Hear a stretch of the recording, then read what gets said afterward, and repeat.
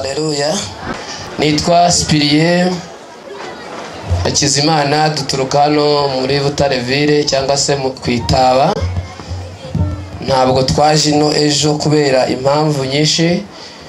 Nari naherekeje korali Riba iri Kigali, twari twajyanye. Naje mu gitondo mvuye Kigali.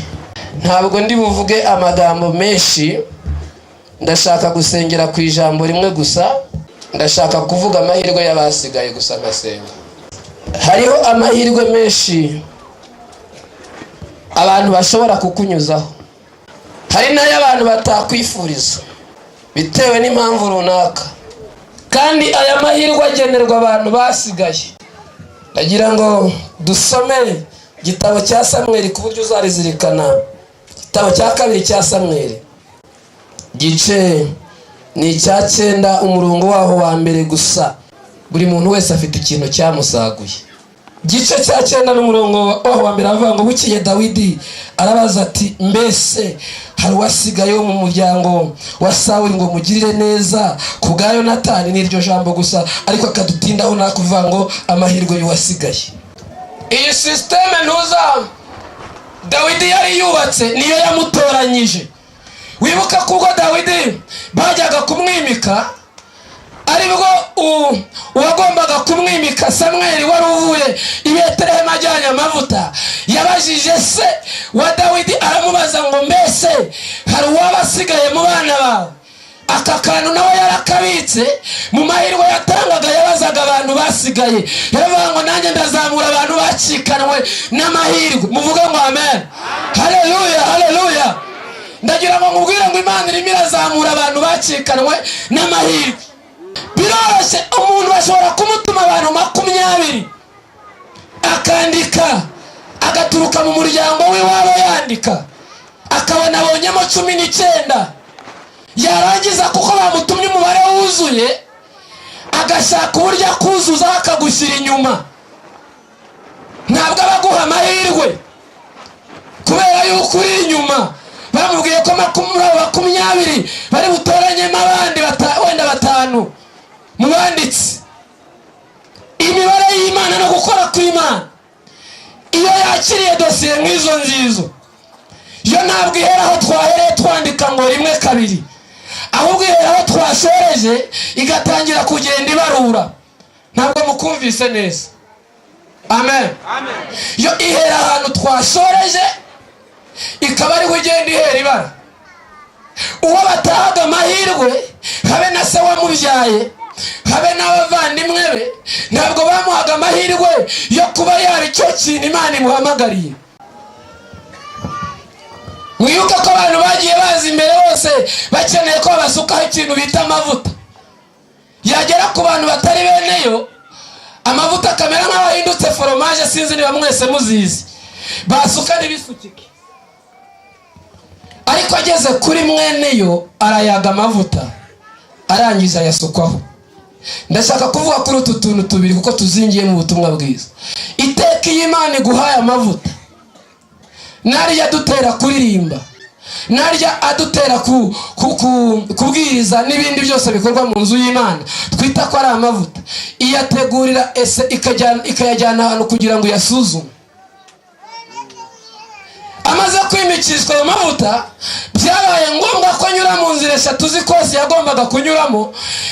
Imujyana kugira ngo isuzume ayo mavuta, imusubiza mu ntama. Ikintu cya mbere yagerageresheje ayo mavuta, yazanye icyo bita idubu kugira ngo yese ayo mavuta neza. Za ndimi zose muvuga, bwa buhanuzi muhanura, wa muziki wose wa sete, hahandi mwemeza mwemeza yuko amavuta barimo, yayandi musengera 3, yayandi mwiyiriza ubusa, Imana ijya yohereza idubu ikabanza ikareba koko ayo mavuta afite imbaraga. Yakoresha kumena itasi, yakoresha umukozi wo mu rugo, irazi gasuzuma ko ufite ayo mavuta koko. Kandi wibuka ko n'idubu itagira impuhwe, iyo ibonye ukazira kwicika guhitana utiri uhura n'intare. Uyu Dawidi yabajije umuntu wari wageze ibwami kare, babanaga bitaga Siba. Haramaza ngo mbese hari uwasigaye? Dufite ikibazo cy'abantu badutanze kugera ibwami hejuru, akakandagira ngo bakwikire kari mu bwenge. hari abantu badutanze kugera ibwami hejuru badusobanura uko tutari. Bashaka ngo reka nkubwire ngo karahari ngo ariko kamugaye ibirenge ngo karahari ntacyo kamaze. Atangira kugasobanya agasobanya ukuntu yumva birenze. Ndagira ngo nkubwire ngo ntabwo ushobora kwisobanura utazi inzira uwagusobanyije yanyuzemo agusobanya. Ntabwo uzi uko bakuvuga ku kagari, ntabwo uzi uko bakuvuga ku mudugudu, ntabwo uzi uko bakuvuga ku ishuri aho ukorera, ntabwo uzi uko bakuvuga ahantu runaka ku isoko, ntabwo uzi uko bakuvuga. Ariko imenya byose iyo abitse amahirwe, iyo abitse haleluya. Oya reka hari umuntu wamera Imana amashyi. Oya yiyahe cyane, yiyahe cyane, yiyahe cyane. Aya ni amashyi ya.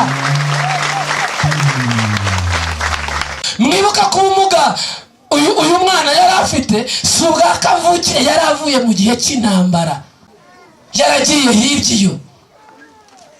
Ninde muri mwe kudafite ubumuga? Ikikwereka ko ufite ubumuga uzabireba iyo werekanwe. Mwavuga ati cyambere umwe ni muremure undi ni mugufi bazabana bati. Icya gatatu ati yarize undi ntiyize ati bazabana bati. Icya kane ati cyambere ntibahuje ubwoko ndabizi nako mukagiramo wagira ngo ni kaseri iba mu bantu hafi ya bose. Hanyuma noneho ati bizahura gute? Icyo ni cyari ku mwami yaravuze ngo jewe ndamuhamagaye kuko yarazi ko hari amahirwe kwicara imbere y'umwami bivura ikintu bita ubumuga bwose. Niyo mpamvu umukristo ubasha kugera ku igaburo ryera uko atinda agenda asangira n'umwami. Aza yarinda y'uburaya bukira, aza yari umujura akareka kwiba, aza reka kurwana akareka kurwana, aza yari umunyempaka akareka kugira impaka. Kubera iki? Yicaye imbere y'umwami, yamuhamagaye, yarazi ko ubumuga bwawe butewe n'amateka. Hari ibyo wagiye ukora ukabikora bitewe n'agace urimo, hari ibyo wagiye ukora ibintu bikakugora, ariko kwegera imbere y'umwami, haleluya,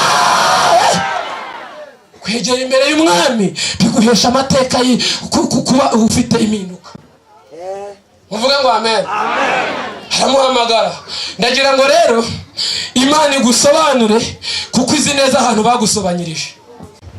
Siba yehe. Dore ikintu cya mbere iyo ugeze ku meza y'umwana ikubwira ijambo rya mbere n'ubuhanuzi buturutse ku Mana. Umva icya mbere buravuga ngo humura witinya.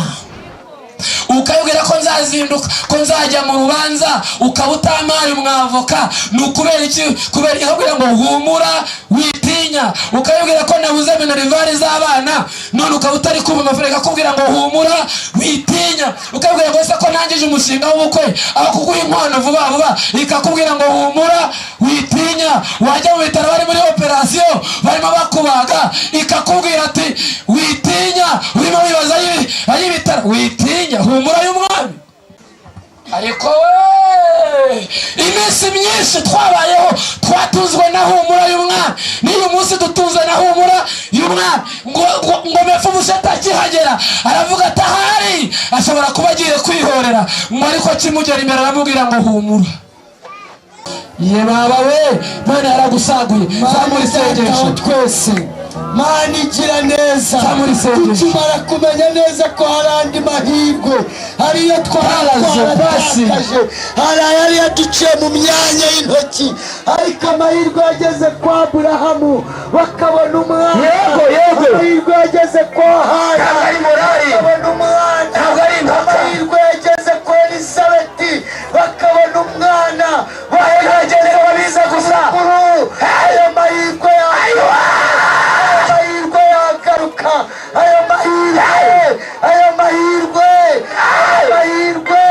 ayo mahirwe abadayimoni batwishimye hejuru, ubwo amahirwe yaducaga imbere.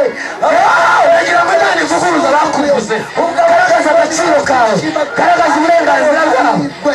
Yesu Kristo, Mana ndagushimye, ndabyibutse Mana Yesu, ndabyibutse. Haleluya, haleluya, haleluya, haleluya, haleluya, haleluya, haleluya, haleluya, haleluya. Waranyishe, warangaburiye muri ayo mahirwe. muri ayo mahirwe izina ry'Isengazuba ndabyibutse Mana ndabyibutse mu mahirwe umuntu agira isura